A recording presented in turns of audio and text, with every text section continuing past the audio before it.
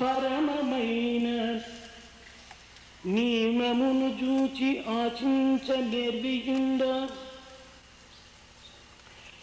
ఎట్టి విద్యలు నియమములెరుగనట్టి పక్షి జాతులు పశువులు పరమమైన నియమమును భూని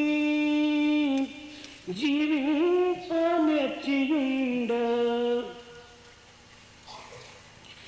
తెలివి కలిగిన మానవునకు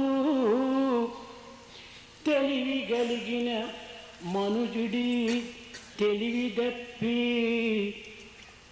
బ్రతుకుచున్నాడు.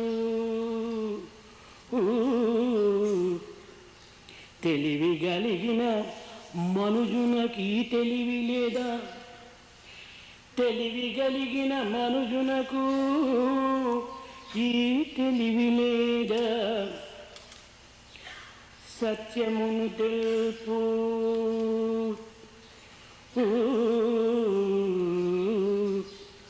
సత్యమును తెలుపు బాట ఈ సాయి మాట. సత్యమును తెలుపు బాట ఈ సాయి మాట.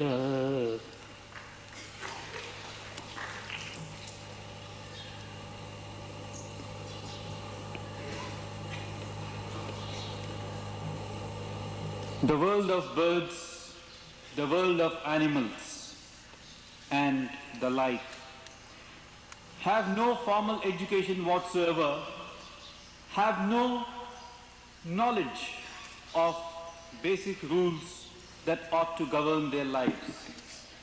Nevertheless, they seek to reach the dizzy heights of their own existence. They aspire to learn and know in a spontaneous way their goal and destination. As against this, what of man?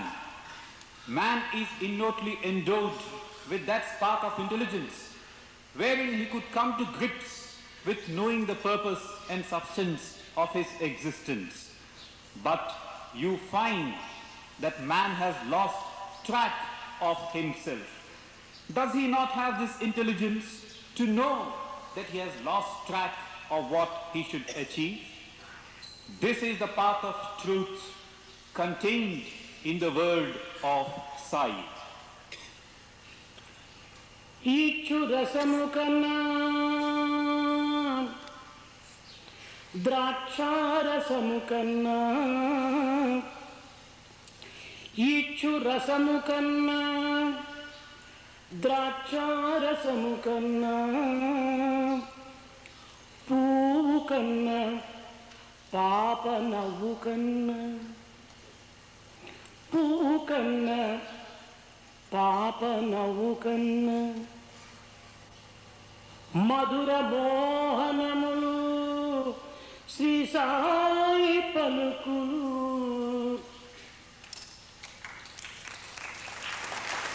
Shanti ప్రేమదాయి Satya Sai, Shanti ప్రేమదాయి Satya Sai.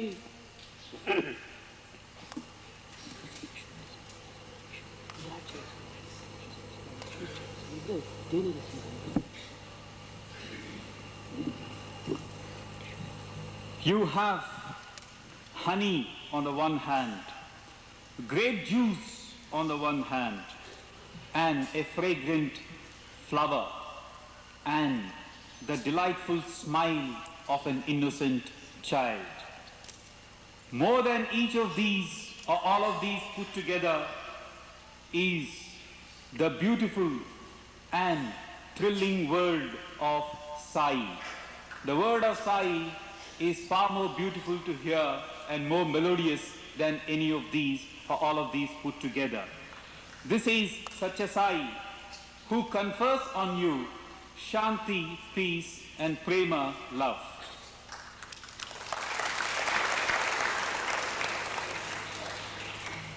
అధ్యాపకులారా, teachers.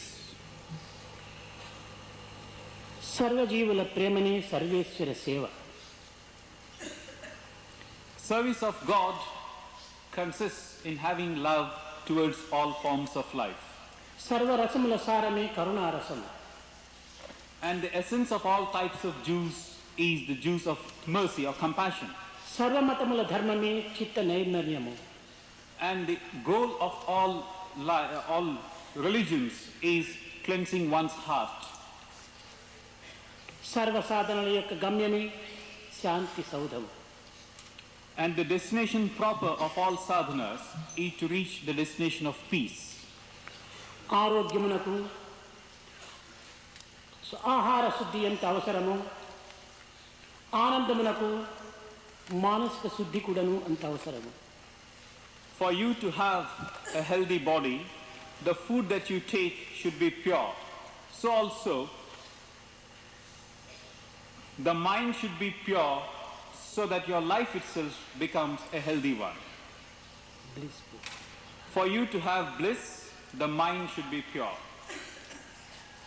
దారి తప్పి నడిచిన మానవునకు కాయమునకు ఎన్ని అవస్థలు అనుభవించవలసి వస్తుందో, నీతి తప్పి నడిచిన మానవును జాతికి అపకీర్తి తెచ్చిన వాడవుతాడు. One who has lost track of his path is subjected to untold misery and sorrow. So also one who has lost track of his character brings his entire race into disrepute.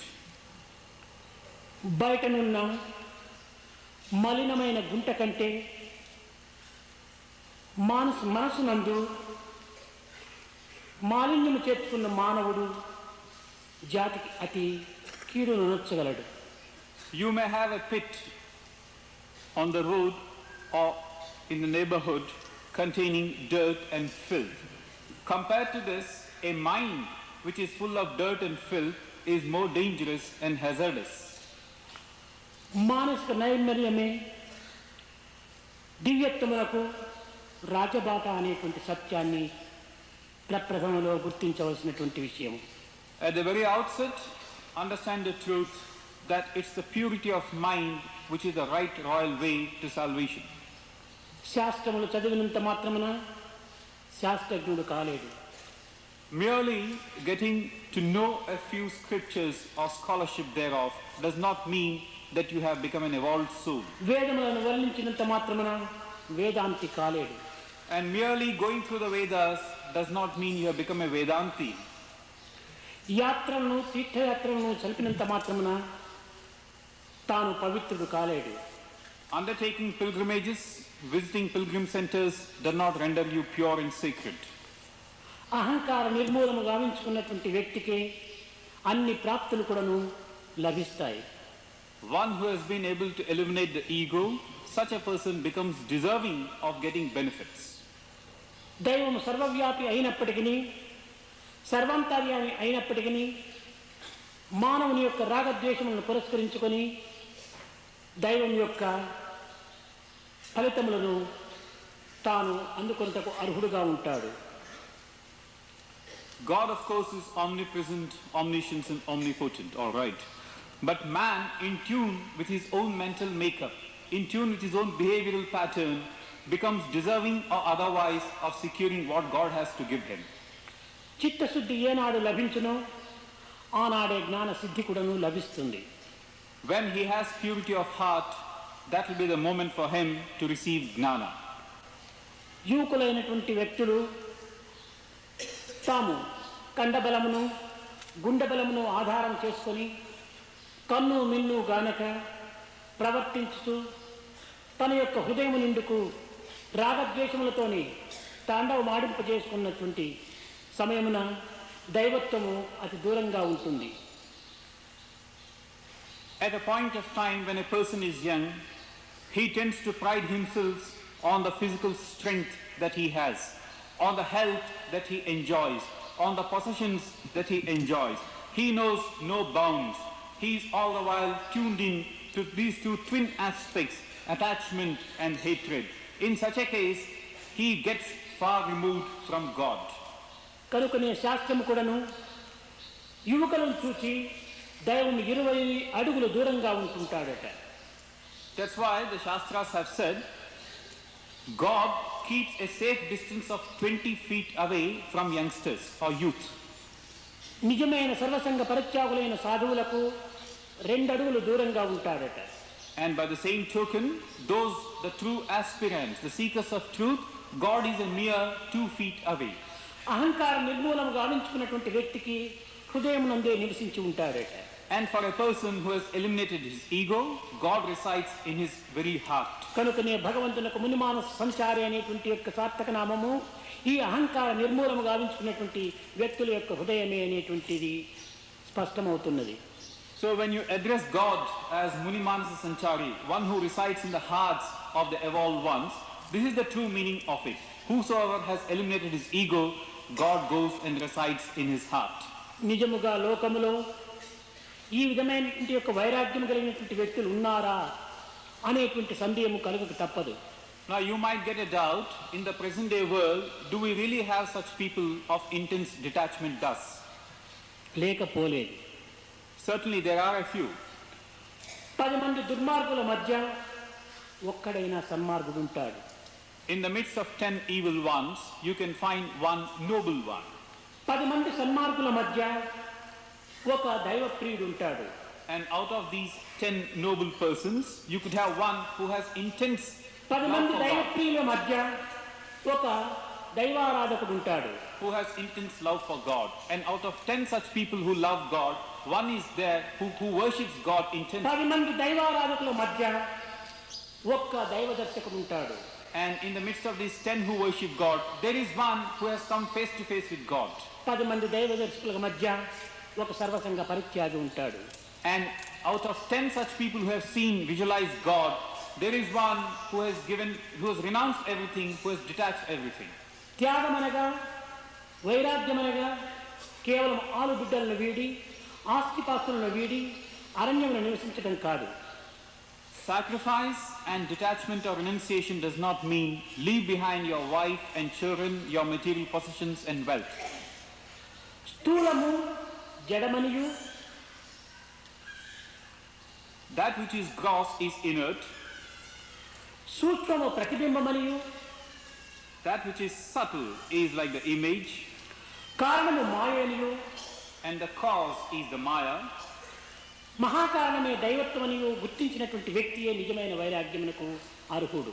And there is this Mahakaya, the one who comes to grips with this, who recognizes this Mahakaya as God himself. A person who has come to know all this is verily close to God. దేహము కేవలము నీటి బుడగ వంటిది. The body is merely a bubble of water.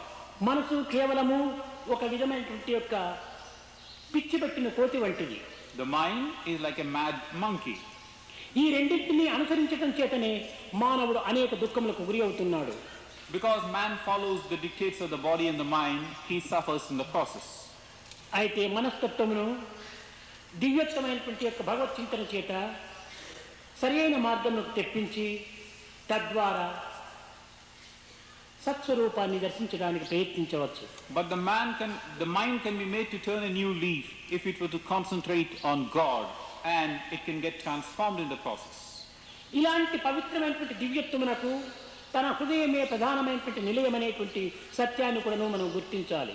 Once a person aspires to secure this state, he should understand that heart of his is a very sacred place. మానవుడు కేవలం స్థూలమైనటువంటి దేహస్వరూపుడు మాత్రమే కాదు. Man has not to be equated with this physical body. దీనికి ఒక చిన్న ఉదాహరణ. Here is a small example. మనం పుట్టినప్పటి నుంచి ఎన్నియో పర్వతములు, ఎన్నియో పట్టణములు, ఎన్నియో అడవులు, ఎన్నియో దృశ్యములు మనం చూస్తూ వచ్చాము. Ever since we were born, we have visualized or seen things like mountains, cities, jungles, forests and the like. కానీ ఈ పర్వతములు, ఈ నదులు, ఈ యొక్క అడవులు మహా విశాలమైనటువంటివిగా ఉంటున్నాయి.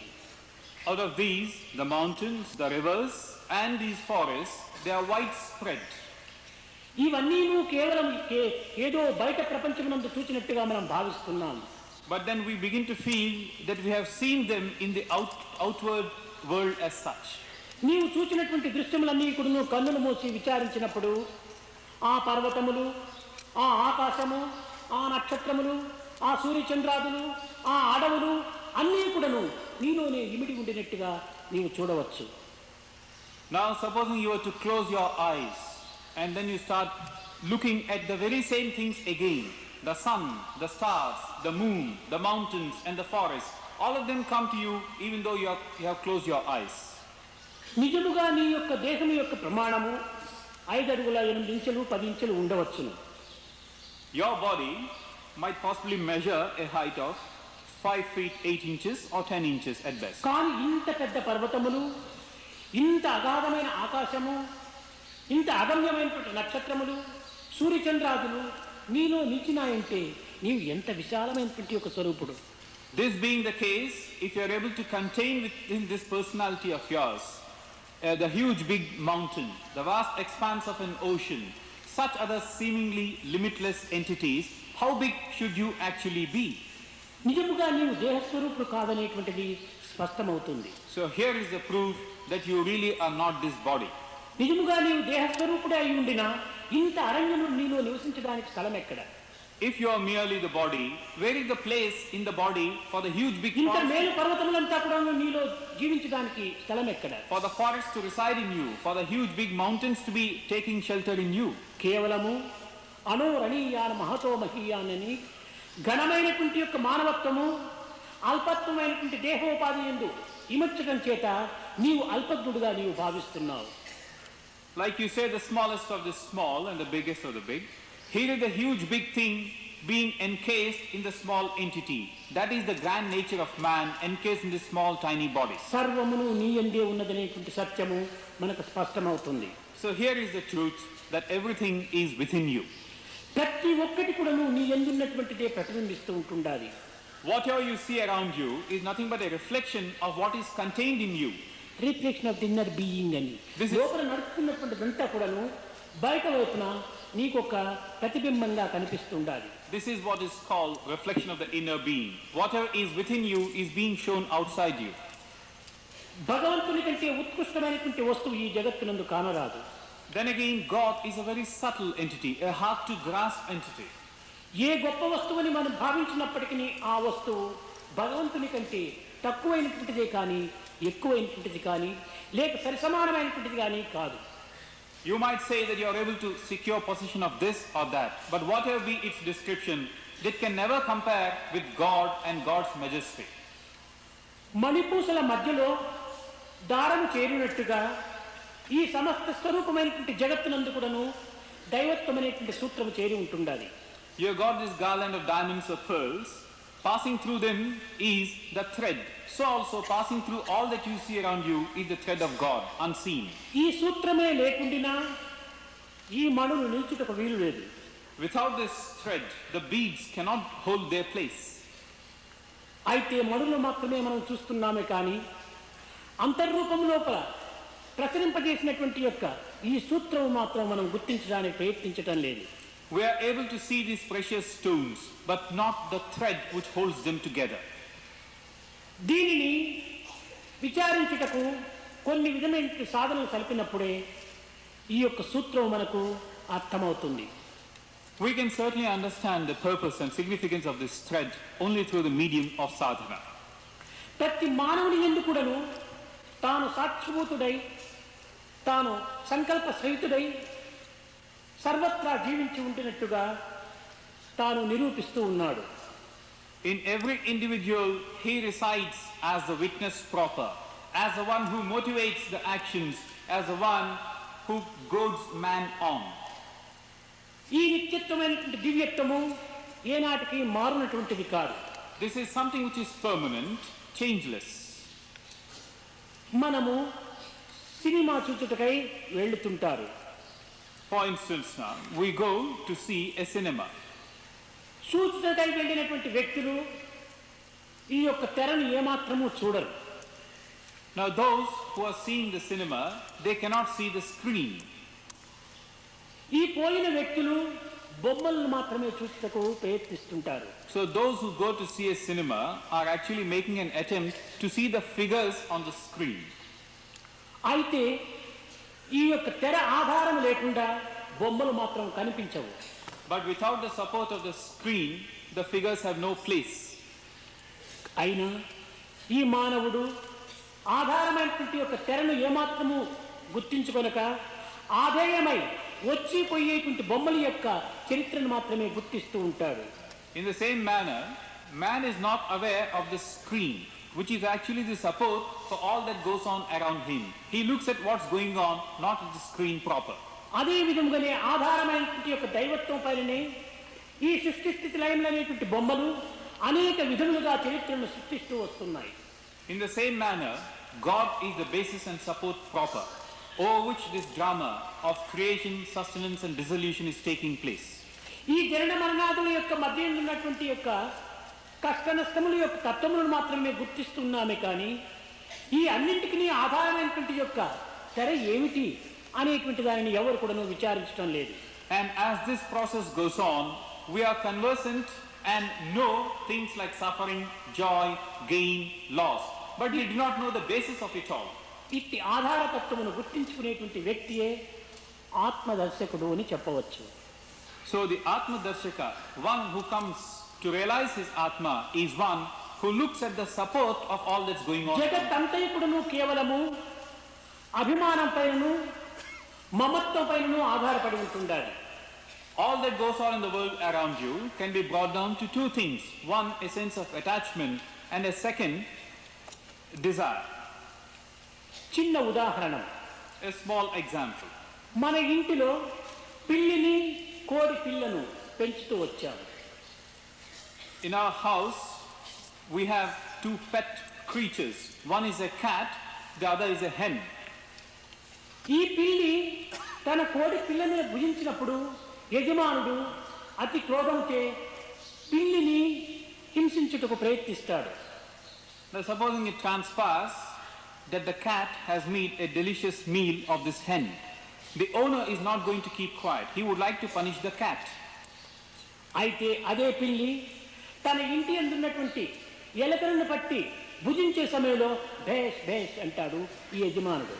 But the very same cat, instead of having a go at the hen, has a go at a mouse or a rat and makes a meal of it. The owner is immensely pleased and praises the cat. ఈ రాగమునకు ఈ దేశమునకు అభిమానమే మూల కారణం.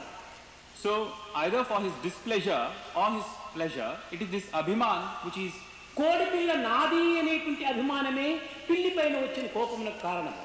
which is responsible. Like the man feeling that this hen belongs to me, so he gets angered with the cat.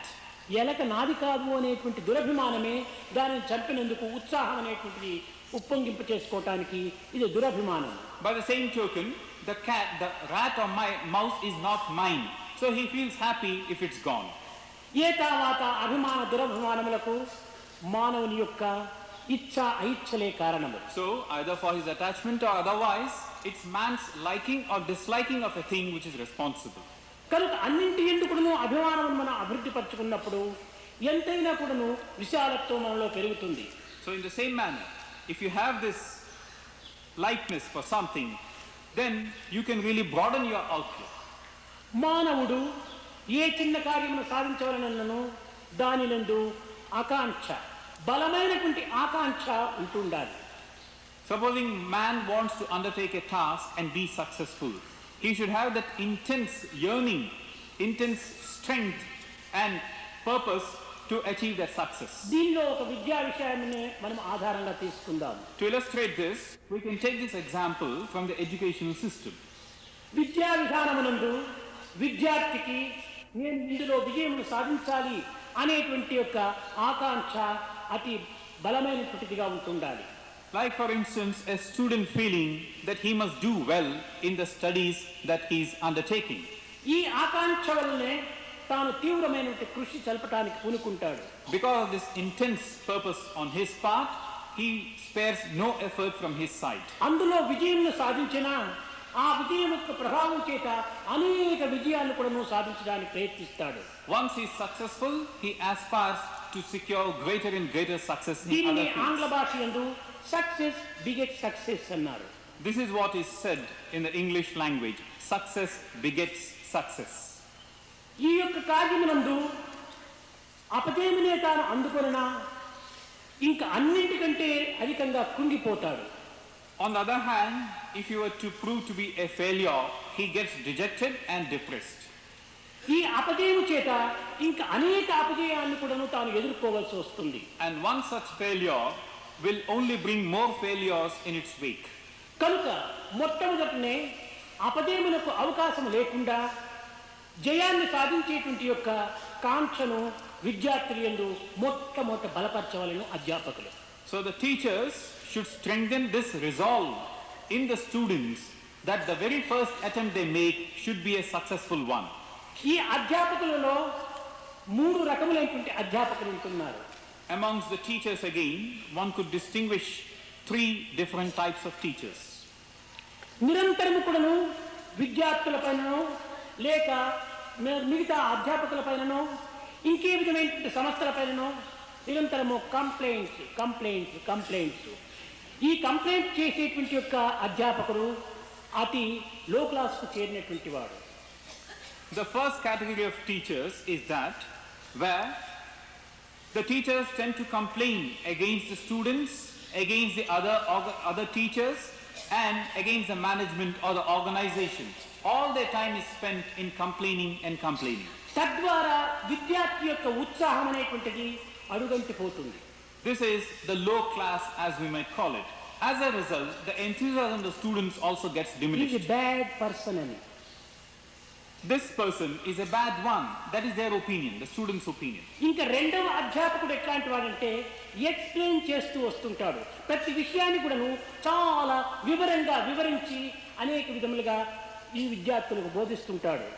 The second type of teachers are those who make all attempts to explain again and again and try and make the students understand a thing in the best possible way. తద్వారా విద్యార్థికి కొంతవరకును బలం ఏర్పడి తాను ముందుకు పోవడానికి ప్రయత్నిస్తాడు. So the students also get strengthened in their resolve and they make an attempt to move forward. 3వ తరగతికి చెందినటువంటి యొక్క అధ్యాపకుడు ఇన్స్పైర్ గా చెప్తాడు. The third type of teachers are those who inspire the students. ఈ విధమైనటువంటి ఇన్స్పైర్ టీచర్ అనేటువంటి వాని వల్ల విద్యార్థి ఎట్టివాడైనా కూడాను ఉన్నత స్థాయికి చేరడానికి ఉర్రూతలూగుతాడు. So if you have a teacher who inspires us, never mind the credentials of the student, any student under his tutelage will make an attempt to come to the highest level possible. మీరు explain చేసే teachers అయినా కాండి, లేక inspire చేసేటువంటి teachers అయినా కాండి, కానీ complaint చేసే టీచర్స్ మాత్రం కారాదు. So as far as you're concerned, see if you can become the teachers who explain, or better still, the teachers who inspire. But for heaven's sake, don't become teachers who complain. Inspire చేసేటువంటి టీచర్స్గా మనం తయారైనప్పుడు ఎలాంటి నిరుత్సాహములకు గురి అయినటువంటి విద్యార్థినైనా కూడాను ఉత్సాహంతో ఉన్నత స్థాయిలో విజయాన్ని సాధించేటువంటి యొక్క వీరుడిగా మనం తయారు చేయొచ్చు. If we are the teachers who inspire, the student could be in a state of depression. He is one who is a fatalist, but still we can bring him up from that level of dejection and make him outstandingly successful. కనుక మొట్టమొదటి విద్యార్థికి ఈ విజయం పైన తీవ్రమైన బలమైన ఆకాంక్షను కలిగించేటువంటి వారిగా తయారు కావాలి. So what you must now become such that you inspire and make the students achieve the highest degree of success. రెండోది ఉత్తమమైన ఉన్నతమైన ఒక విధమైన పోలికలు పిల్లలలో అభివృద్ధి పరచాలి. And after this comes this other aspect. Try and show a lofty ideal or aim to the students. పిల్లల యందు పెద్దలను చూసి వారి ఆదర్శాలను అందుకోవటము ఇది సహజమైన వాడుక. Now it's a commonplace thing that students tend to imbibe by their observation of the teachers. అయితే తనకంటే అధమమైనటువంటి యొక్క పిల్లలను అనుసరించటం కానీ ఒక విధమైనటువంటి యొక్క ఆదర్శంగా తీసుకోవటం కానీ ఉండకూడదు. But it should not be a case of having as an ideal who's inferior to oneself. పోలికలు తనకంటే ఉన్నత స్థాయిలో ఉండినటువంటి వారితో పోలికలు చేసుకోవటం పిల్లలకు నేర్పాలి. Now you must try and inculcate this sense in the students that they begin to compare themselves with someone who is superior to him. విద్యారంగమున కానీ, లేక రాజ్య పరిపాలన యందు కానీ, లేక ఆధ్యాత్మిక రంగమునందు కానీ, ఇంకే వైజ్ఞానిక రంగమునందు కానీ లోకములో ఒక విధమైనటువంటి ఉత్తమ పేరును ఆర్జించి ఆదర్శవంతమైనటువంటి యొక్క వ్యక్తులుగా తయారైనటువంటి వారి యొక్క చింతనలు పిల్లలు అభివృద్ధి పరచాలి. There are such outstanding personalities who have made their mark in the fields of education, in the political arena, in the spiritual domain, in the scientific sphere. Try and show such ideals to the students so that they think constantly of such people. సైన్స్లో Einstein మహా ఉత్తముడు. For instance, if you look at science, Einstein is an ఆధ్యాత్మిక outstanding సాధన person. యందు రామకృష్ణ పరమహంస, వివేకానంద, తులసిదాస్, రామదాస్, తుకారాం ఇలాంటి మహా ఆదర్శవంతమైనటువంటి యొక్క వ్యక్తులను తాను కంపేర్ చేసుకుంటూ రావాలి, పోలిక చేసుకుంటూ రావాలి. In the scientific sphere, someone like Einstein is an outstanding example. In the spiritual domain, you have people like Ramakrishna Paramahamsa, Vivekananda, Tulsidas, Tukaram, and such other illustrious ones. రాజకీయ రంగమునందు దేశం యొక్క దాస్యత్వాన్ని దూరము గావించి దివ్యమైనటువంటి యొక్క తన స్వతంత్రమైనటువంటి దేశంగా ప్రాప్తి చేసేటందుకు గాంధీ అనేక విధములైనటువంటి పాటు పడ్డాడు. కనుక గాంధీతో మనం పోలిక చేసుకుంటూ రావాలి. Or take the political sphere. Here is a person who removed the bonds of slavery of a country and who showed them the path to freedom and independence.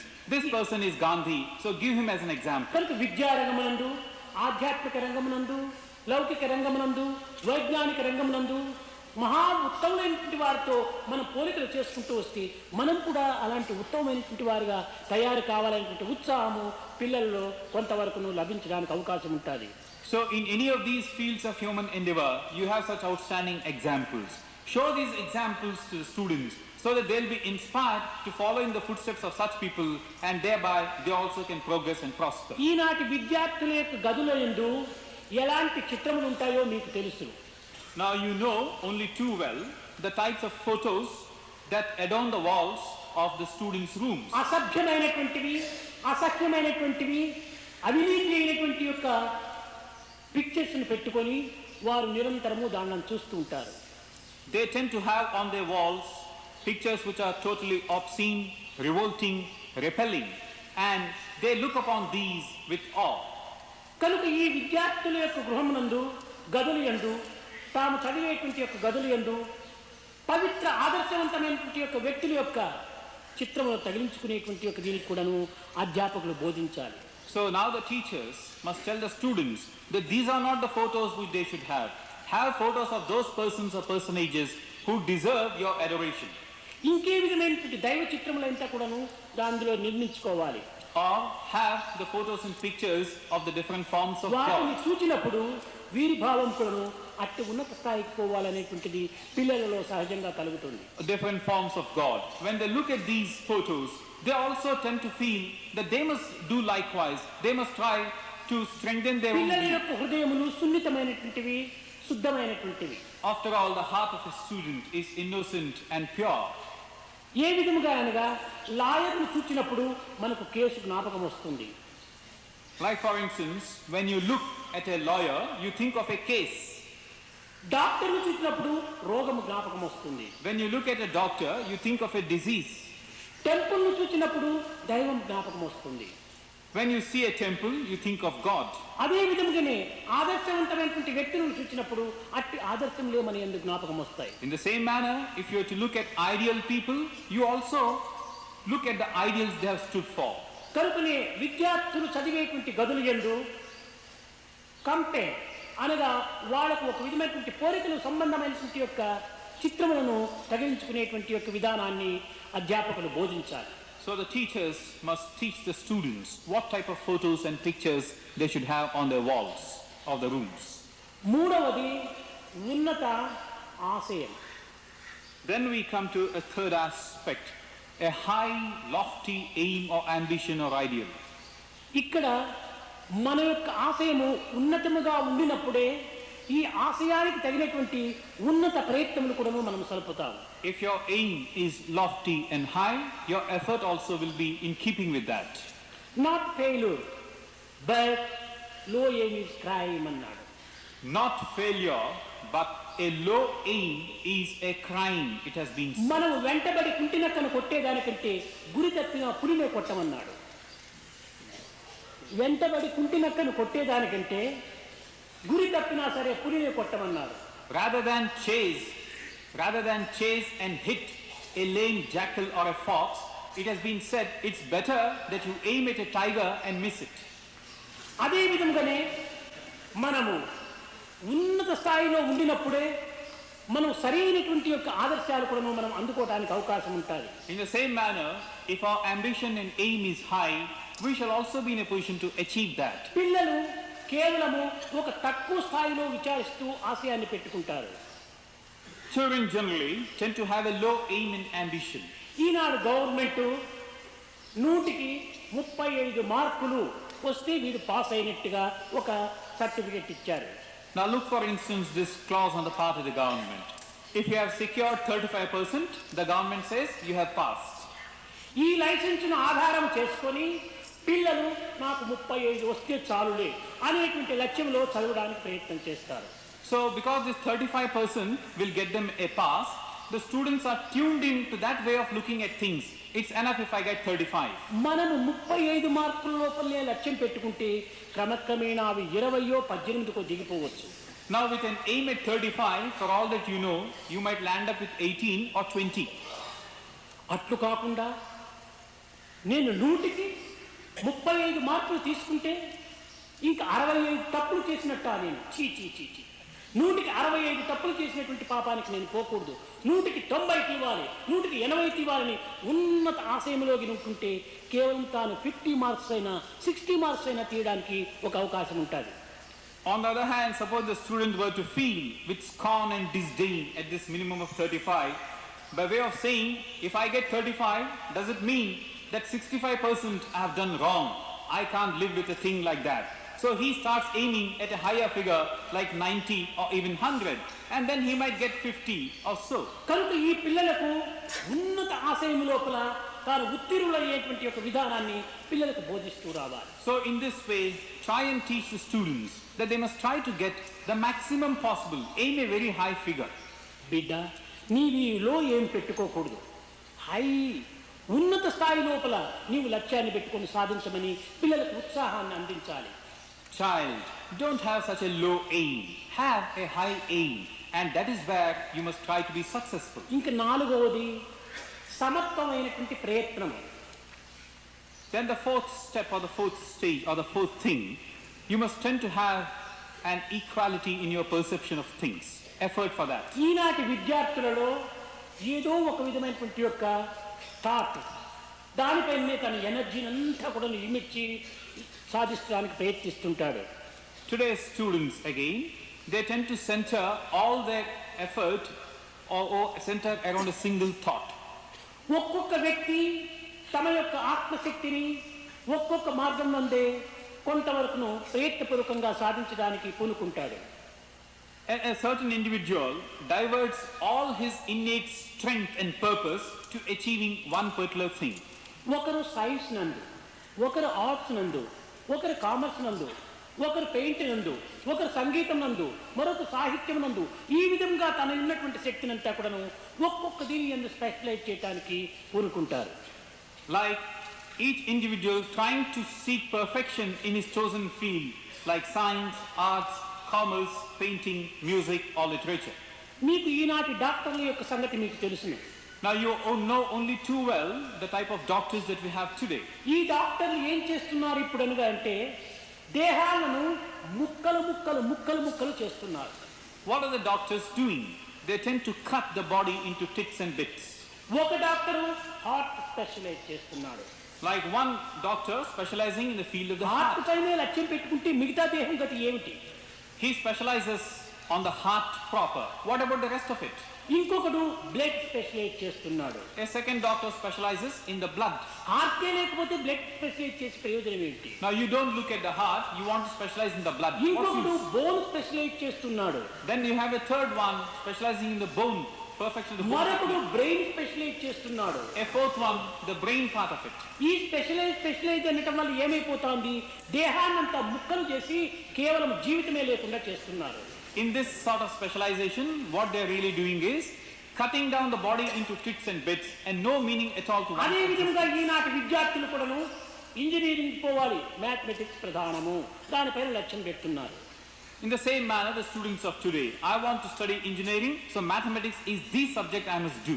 మెడికల్కి పోవాలి, ఫిజిక్స్ బయాలజీ కావాలి నాకు అని దానిపైనే ఒక స్పెషలైజ్ చేస్తున్నారు. Or I want to go to the medical field, so maybe physics and biology is what I must study. ఈ విధంగా చేస్తే తాను ఉత్తీర్ణుడు ఎట్లా కాగలడు? Now, if this is the purpose, how can he be successful in the true sense? ఒక చిన్న ఉదాహరణ. Here again, a small example. పాత్రలో నీరన్నీ కారిపోవాలంటే 10 చిల్లులు పొడచనక్కర్లేదు, ఒక్క చిల్లు ఉంటే చాలు కారిపోతుంది. If the water contained in a container has to be drained off, you don't have to drill 10 holes. One hole would do.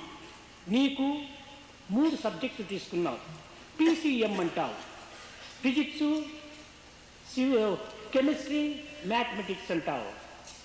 Like you have chosen a combination of 3 subjects, PCM, physics, ఇంకా దీనికి chemistry, common ఇది ఒక English కూడా ఉంటుంది. physics, chemistry, mathematics, and maybe you will study English also. ఇందులో ఏదో ఒక్కదానిపైన నీవు లక్ష్యం పెట్టి పాస్ చేస్తే మిగిలినటువంటి దాంతో ఫెయిల్ అయిపోతే నీవు పాస్ అనేటువంటి డిగ్రీ ఏ రీతిగా పొందగలవు? So supposing you concentrate only on one of these subjects and pass, but you have failed in the others, how can you be declared to have been successful? నాకు mathematics లో 90 వస్తే చాలు అని కూర్చుంటావు. Now you say it's enough if I get 90% in mathematics. Mathematics లో 90% వచ్చి physics లో 16% వస్తే నువ్వు పాస్ ఎట్లా అవుతావు? You get 90% in mathematics, but in physics you have got only 16. How can you be passing? కనుక ఈ PCM అనేటువంటి దాంట్లో ఫిజిక్స్, కెమిస్ట్రీ, మ్యాథమెటిక్స్, ఇంగ్లీషు అన్నింటి ఎందుకు సమర్థమైనటువంటి మార్క్స్ కావాలి, అప్పుడే నీవు సరి అయినటువంటి డిగ్రీని పొందినటువంటి వాడు అవుతావు. So you must have the same measure of success, a high one at that, in all these subjects of physics, chemistry, maths and English.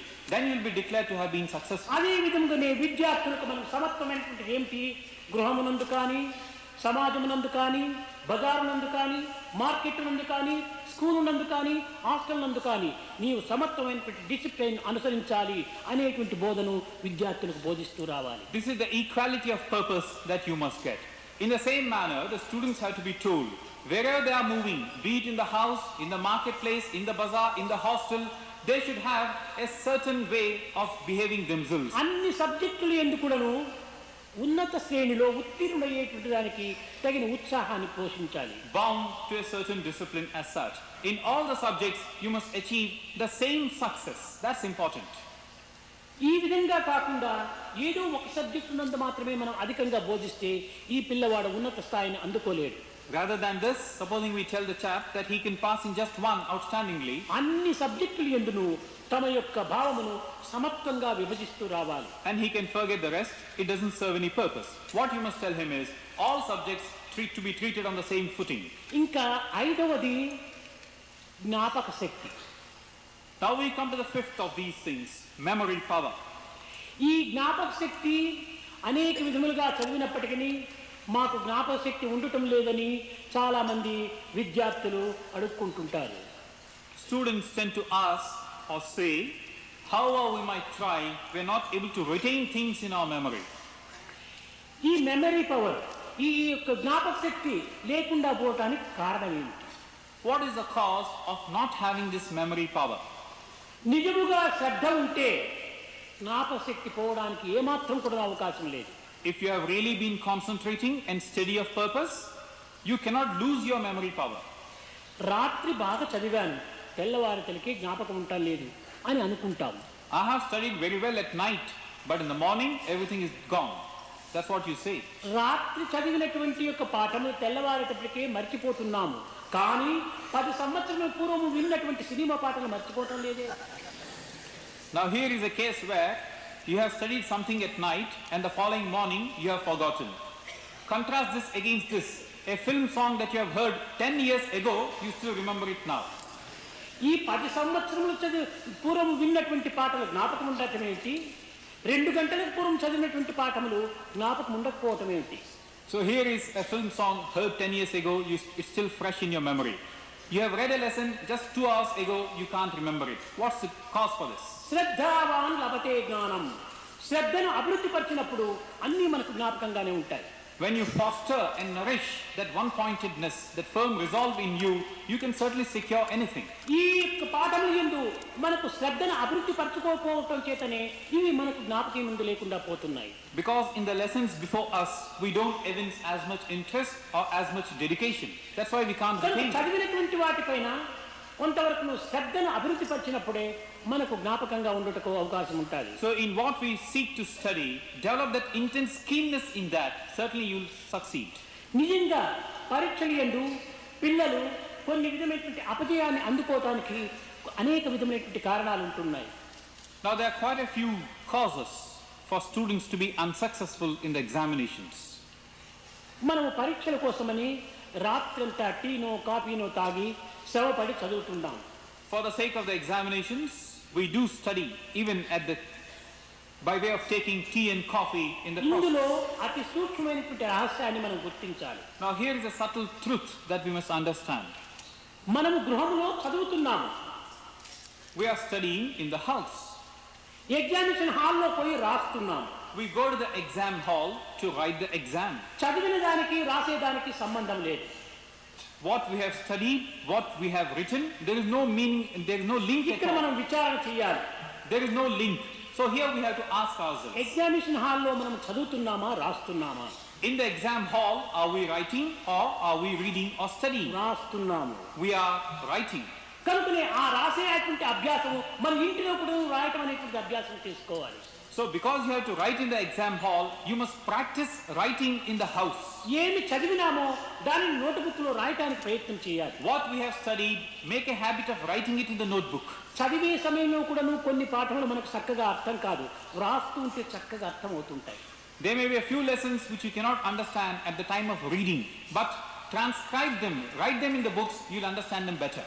కనుక మనకు సరి అయినటువంటి అర్థం కావాలంటే చదివిన దాన్నే మనం రాస్తూ రాస్తూ రాస్తూ కాగితములు నష్టమైనా పర్వాలేదు, టైం వేస్ట్ చేయదు. So if you really want to understand what you have studied, spend your time in writing and writing. Never mind the wastage of loose sheets of paper. But the time should not be wasted. కనుక మనం పరీక్షల్లో దేనిని అనుసరిస్తున్నామో దానిని మనం ఇంటిలో కూడా అనుసరించాలి. So what you're doing in the exam hall, in the exams, that you must do at home. ఈ ఇంటిలో మనము రాయటము చదవటము రెండు కూడా మనం ప్రాక్టీస్ చేసినప్పుడే ఎగ్జామినేషన్ హాల్ లోపల మనం రాయటం లోపల ఉత్తీర్ణులు కావటంలో ఎట్టి సందేహము ఉండదు. So if at home you practice reading and writing also, then you will be successful in writing in the exam. కనుక ఈ షడ్స్వరూపమైనటువంటి యొక్క మార్గములను మనము చక్కగా పిల్లలకు బోధించినప్పుడు ఈ యొక్క భౌతిక విద్యల యందు కూడాను ఉన్నత స్థాయిని అందుకొనుటలో ఎట్టి సందేహము ఉండదు. This is then the sixfold way that you must show to the students so that they'll be successful even in things pertaining to the material existence of ours. విజయం పైన బలవత్తరమైనటువంటి ఆకాంక్ష మొదటిది. So first one, to summarize, to attain success at any cost, the deep keenness and desire and aspiration. ఉత్తమ వ్యక్తులతో పోలిక చేసుకోవటం రెండవది. Second one, to compare with outstanding personalities and personages. ఉత్తమ ఆశయాలను హృదయంలో నింపుకోవటము మూడవది. Third, to fill our hearts with high, lofty aims and ideals. అన్ని సబ్జెక్టులు ఎందుకును సమత్వాన్ని వహించటము నాలుగవది. To have the same equality of purpose in all the subjects that we study. That's the శ్రద్ధ వల్లనే జ్ఞాపక శక్తిని అభివృద్ధి పరచుకోవటము ఐదవది. Fifth is, through this keenness and dedication, Shraddha, try to increase our memory పరీక్ష power. విధానాన్ని పురస్కరించుకొని ఇంటి ఎందుకును రాయటం ప్రారంభించటం ఆరవది. This is the fifth. And the sixth one is keeping in tune with the requirements of the exam hall, following it up in the house by way of reading and ఈ writing. విధమైనటువంటి బోధనను బాల్యము నుండి కూడాను బాలబాలికలకు అధ్యాపకులు బోధించాలి. This is the sixth one. So these are the 6 things that we must teach our young boys and girls to achieve success. ఇంతే కాకుండా బాలబాలికలకు కేవలం పరీక్షలు వస్తున్నాయంటే ఏదో వారికి అన్నం దిగదు, నిద్ర రాదు, ఏమో భయంగా కూడాను వాళ్ళ జీవితాన్ని కాలం గడుపుతుంటారు. Not only this, the general mental makeup of the children at the time of exams is they can't relish food, they can't get sleep, they are caught up in a state of anxiety. పరీక్షలంటే పిల్లలకు భయం ఏమాత్రం కూడా ఏర్పడరాదు. But we should see to it that the students do not fear an exam. పిల్లల యందు పరీక్ష అనేటువంటి భయము చేరిందా ఇంక వాళ్ళు ఏమాత్రం కూడా ఉత్తీర్ణులు కాలేరు. Once they have this fear of exam, they cannot be successful. బిడ్డ, ఈ పరీక్ష నీకు ఒక రక్ష అనేటువంటి ధైర్యాన్ని వాళ్ళు బోధించాలి. Child, this exam is a protection that's coming to you. This is what you must tell. ఎంత త్వరగా నీకు పరీక్షలు జరుగుతుందో అంత త్వరగా నీవు ముందు క్లాస్కు వెళుతావు అనేటువంటి ఉత్సాహాన్ని వాళ్ళకి అందించాలి. The sooner your exams are over, the sooner you'll be going on to the higher class. Tell them this. కనుక త్వరగా పరీక్షలు రావాలి, త్వరగా నేను ఉత్తీర్ణులు కావాలి, ఉన్నత స్థాయికి చేరాలి అనేటువంటి ఉత్సాహాన్ని పిల్లల్లో అభివృద్ధి పరచాలి. So try and enthuse the students to look forward to the exams. Let the exams come. Let me be successful. Let me go on to the higher class. This should be their attitude. ఇంకా examination హాల్లో పోయిన తక్షణమే paper తీసుకుంటారు, మొదటి question చూస్తారు, గుండెలు కూలిపోతాయి.